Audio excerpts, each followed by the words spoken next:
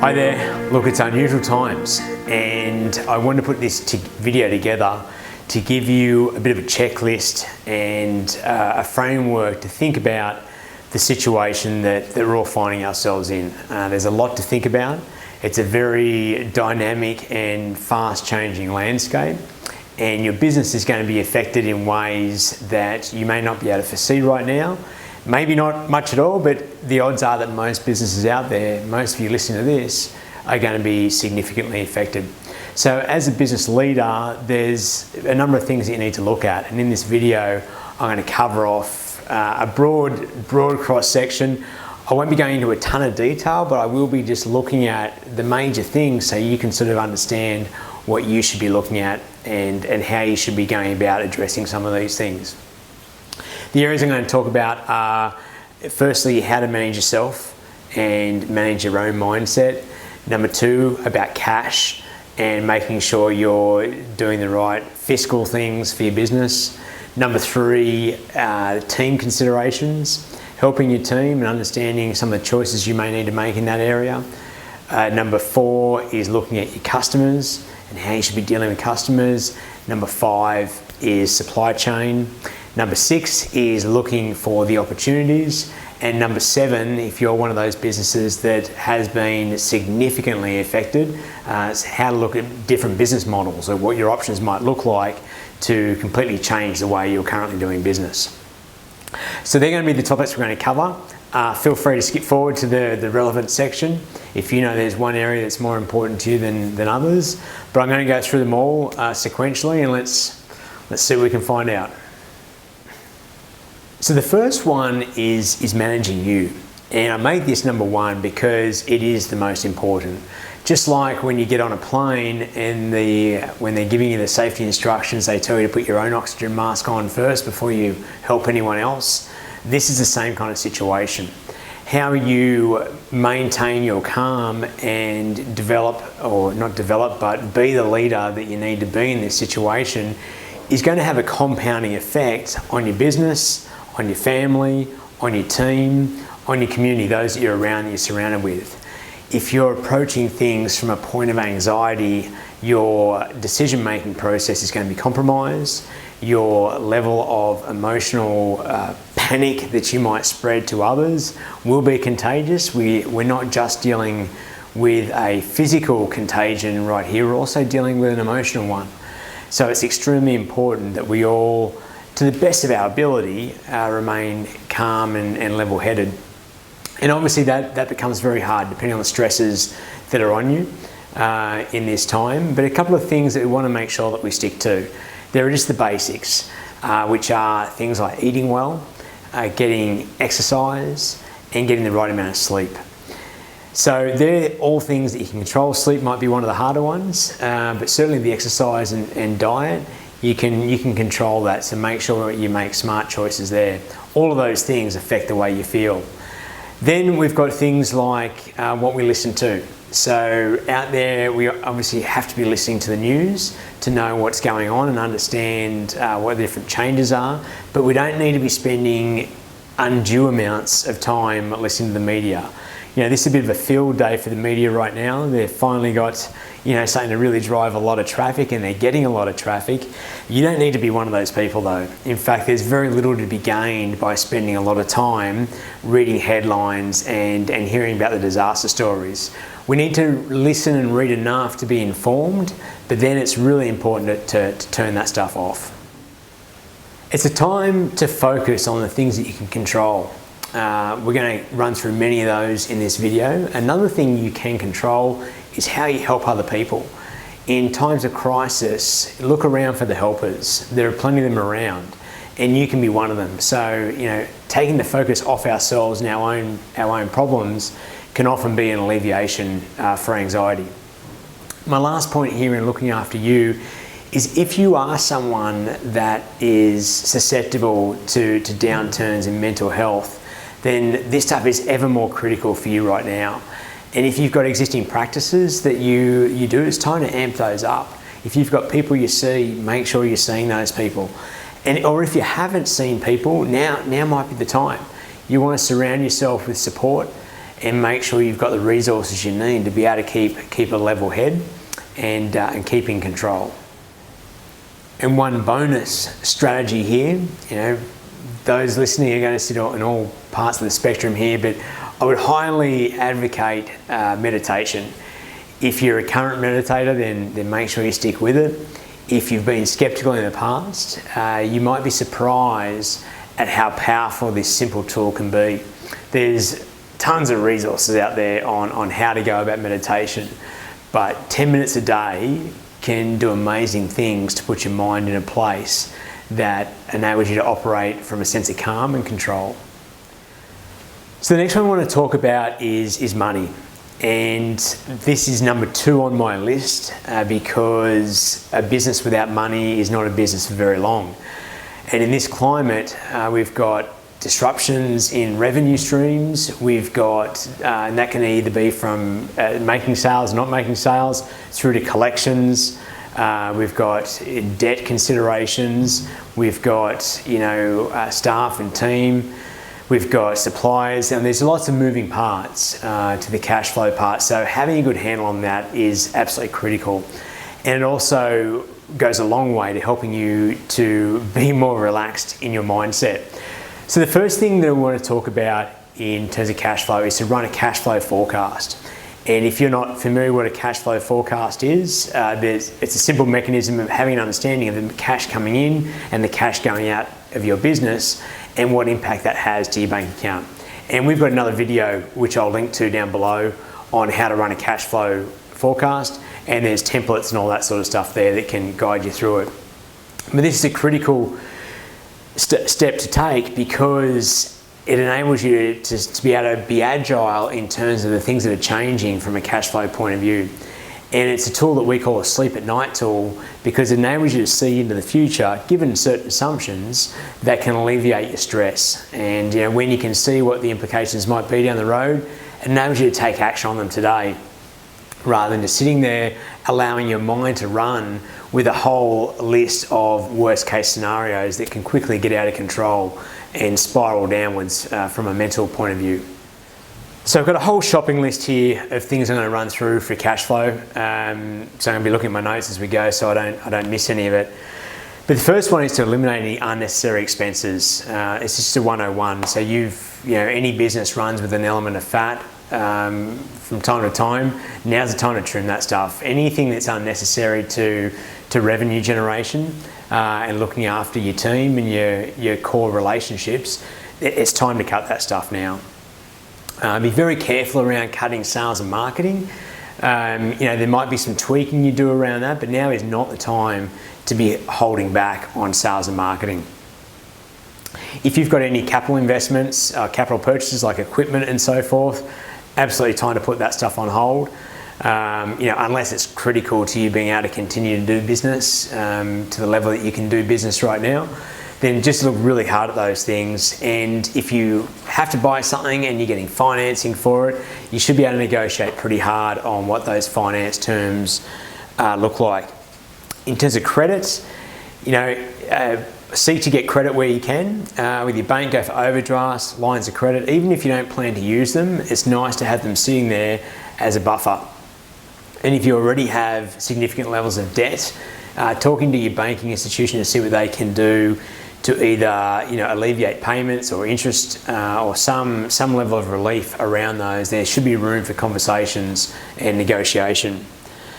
Talking to the tax department, so we've already seen, certainly in Australia, where I'm doing this video on the 23rd of March, we've seen relief come from the government in terms of payroll withholdings. But if you've got outstanding tax debts or obligations, there'll be room to negotiate those as well, no doubt. So make sure you're talking to the tax department. Look, in terms of suppliers, you start conversations. There'll be contracts that you're entered into that everyone's going to be experiencing a level of pain here. So to share that pain amongst suppliers, your landlords and so forth, is a very fair thing to do. Talk to people, be realistic about what you can and can't do. They're going to be the same. And as much as we can, we try and find win-win solutions here. If everyone can shave a little bit off what they're asking from from their customers, so I'm talking about your suppliers to you, then it's going to help the flow-on effect. So obviously being vigilant in your collections, now's not the time to have extended payables, although you might have companies coming to you asking to extend terms. Again, this is a point of negotiation. You might have to extend discounts to be able to get payments in faster. Now's the time to do that. It's not necessarily the time to get full margin and fast payment on your business. We have to be flexible and do things that are going to give us the results that we need. So in contrast to some points I'm going to make down below around supply, running lean inventories, not tying cash up in terms of your inventories. I'm going to give you the opposite advice later on in the video. I'm going to tell you to boost your inventories to make sure you don't run out. But this is a sort of an agile conversation that you've got to, or an agile thinking process to work out what you need to be holding in discussion with suppliers to make sure that you understand what the risks are for supply from their end, and subsequently what you need to be keeping on your shelves. Last one, I talked about debt briefly in terms of more around the tax department, but if you have substantial debts with people, start conversations with them again. It's a time for negotiating what those payments look like. The worst thing that you can do is to become silent. When you are silent, people start thinking the worst and they start panicking, and they may start putting more heat and pressure on you. So the more you can communicate with people, and that's going to be a theme through this video, communication. Stay in touch with people, let them know what you can do. And even if you're making the smallest payments, or you make an agreement to defer payments, whatever that may look like, be upfront with it and just talk about it. That's way better than hiding and going silent. Look, that's it on the cash side. So now let's dive into thinking about your team. So team considerations. This one's a bit of a curly one. There's some aspects we're going to talk about around, how you should be running your team, and then we're going to talk about the more difficult portion of, can you afford to keep your team? So firstly, let's assume that you've got a core team and there's no immediate threat to their employment, and let's hope that remains the case. Some key things you need to make sure you do, coming back to point number one, is make sure you are the leader. You are calm and you're communicating with the team. Tell them what you know, tell them what you don't know, but leave them with a sense of confidence that you're working it out, and work it out with them. I mean, there's a lot of uncertainty here, but you certainly don't have to pretend that you have all the answers. People will see through that pretty quickly. You can be transparent and candid, but do it from a calm point of view. So again, people will feed off your energy. So whatever you hold as a leader, if it's panic or calm, that's what you'll be passing on to your team. If you've got a larger team, make sure that you've got a champion that your team know they can go to find out all they need to know about the company and how it's dealing with coronavirus. You don't want to have 15 different lines of communication and people not sure where they can go. Make it very clear to people where they can go to get the information. And communicate. Safety first. Make sure that you're putting the practices in place to keep your team safe. So, regular hygiene practices, educate people about coughing and the no touching, handshakes and hugs and all that sort of stuff. And make sure you're making good decisions around passing, like the physical contagion point of view. If it is safer, or you have the ability for people to work remotely, instigate that in place. We'll probably see things mandated more from the government. We've already seen it a little bit. Certainly you're either in Canada or Australia, no doubt, watching this. We've seen both governments come forward with measures, or the different businesses that need to shut down. We'll probably see some more on that in the near future.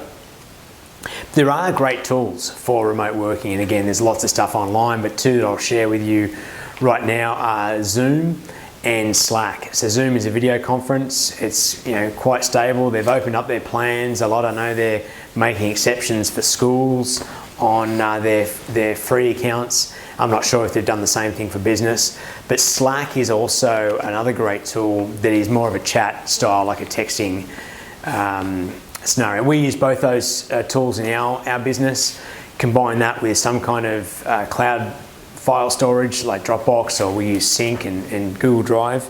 So there are ways to keep the team running when you're not physically all there.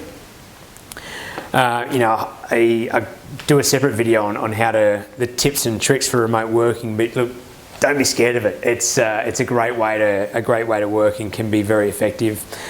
Encouraging people to take annual leave, like now's a good time to be taking that. Use up the leave that's on the books.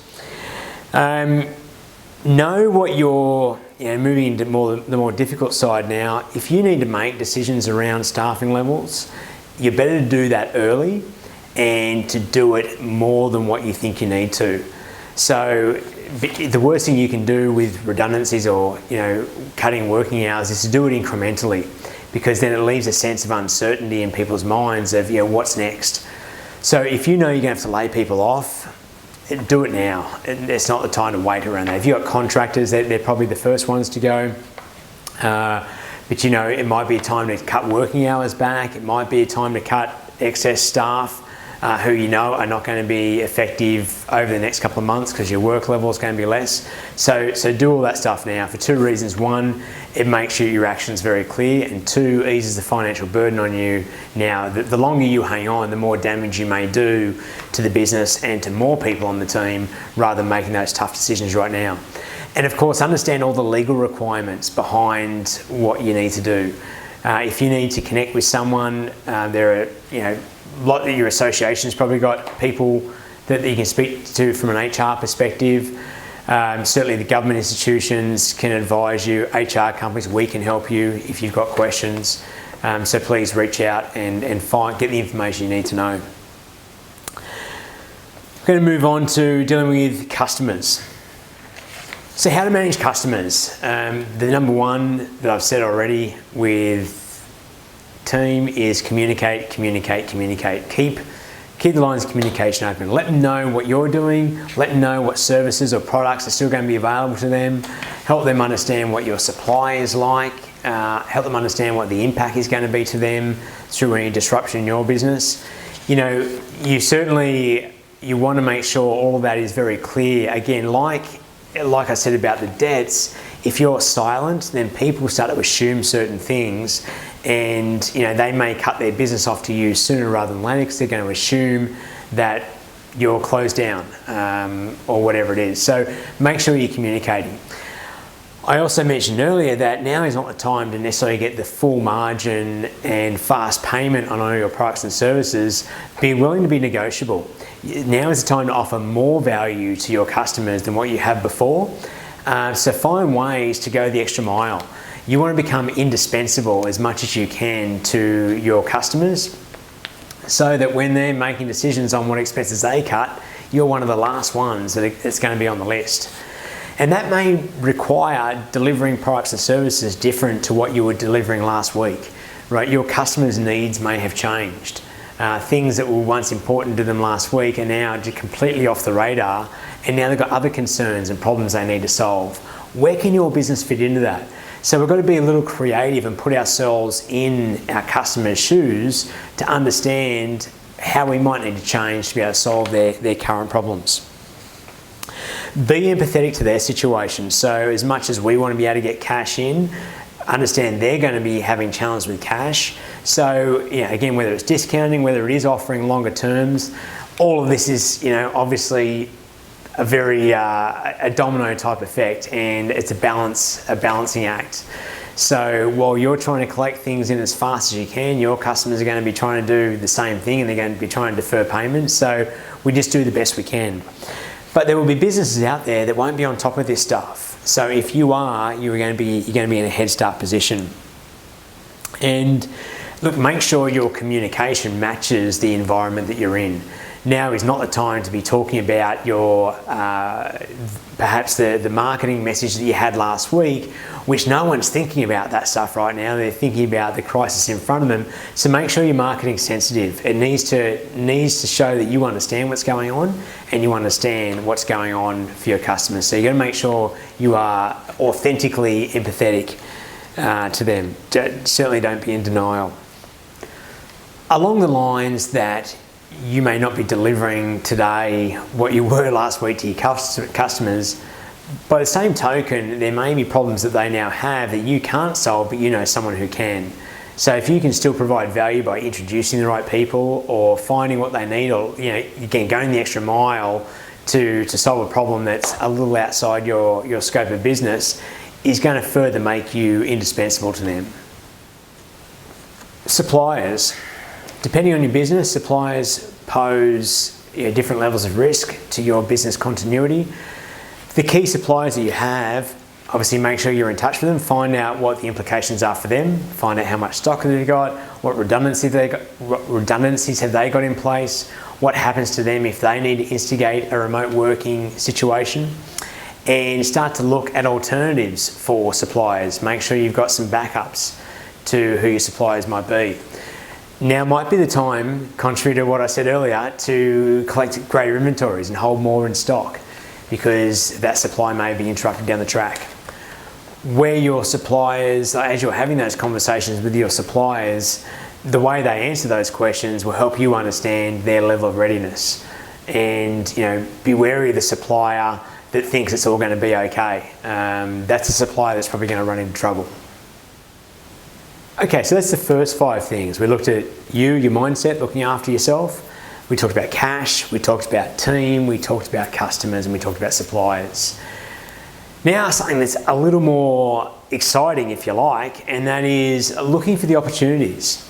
So this might seem contrast to what appears to be in front of us, but the reality is, in every moment of adversity, there is the equal seed of opportunity. And if that's something that you can choose to believe, then you'll be amazed at the opportunities that you can start to see around you. And here's the trick. If you don't believe in that philosophy, if you don't believe there are opportunities being presented right now, then regardless if those opportunities are there or not, you just won't see them. So you've got to choose to know that's the case. So a couple of things you might want to think about. What are your customers' new needs? And what were some ways that you were doing business before that you're not currently doing them today, but you could be doing them today to provide a different service or a different level of service? What is your equivalent of toilet paper? What does everybody need right now that you're in a great position to be able to take care of? What are some markets that you never serviced before or never looked at exploring but are actually thriving right now? What if you were to list out those industries that are doing particularly well, that are busy as heck, and what do they need that matches up with what you can do or is just slightly to the left of what you can do? And the last one, what are the ways that you can become exponentially more efficient in the way you do things?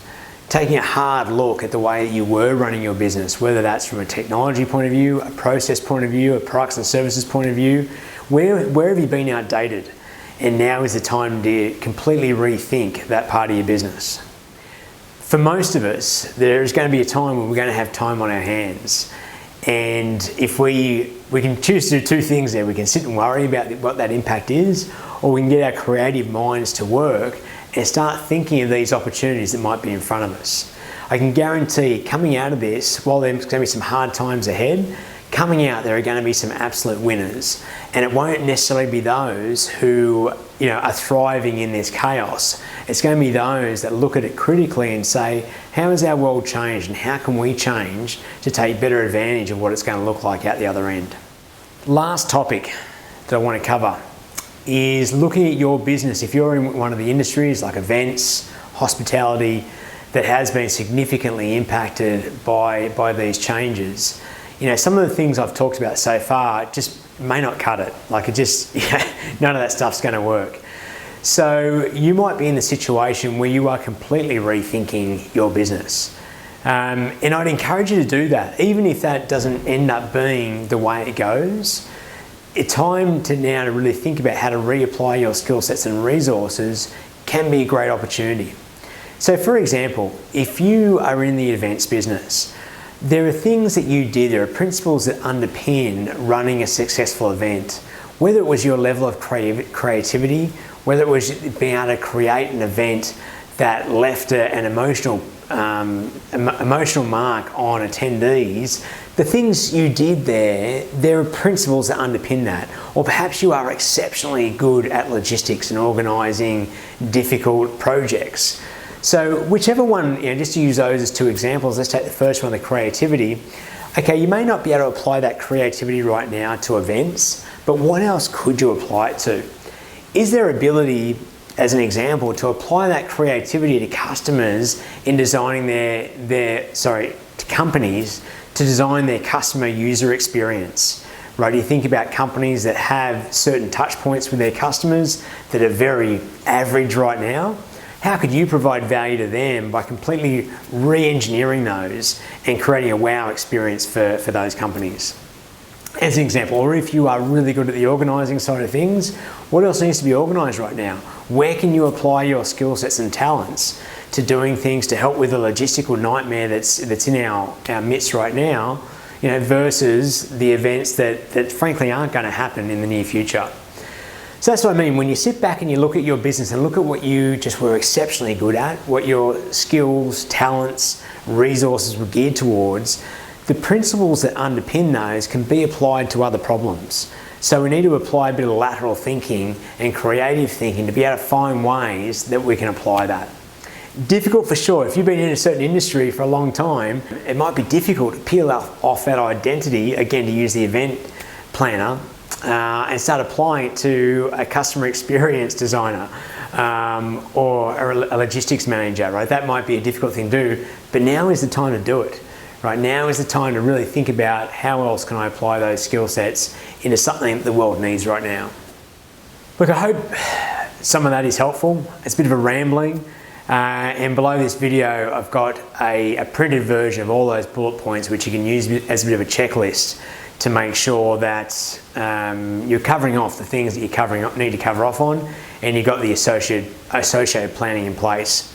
This is a very fluid environment, so what I would recommend is if you've got a plan in place, be on it every day, because the environment is changing and you've got to make sure you're changing accordingly. Look for the opportunities, keep a positive mindset, and make sure you're surrounding yourself with other people that are thinking the same way. We can all help ourselves by thinking the right way and encourage others to think that way. Good luck, and if you need any help at all, please feel free to reach out to me. I'm happy to help whoever needs help at this time. There are ways that we can make it a win-win for everyone. All right, speak soon.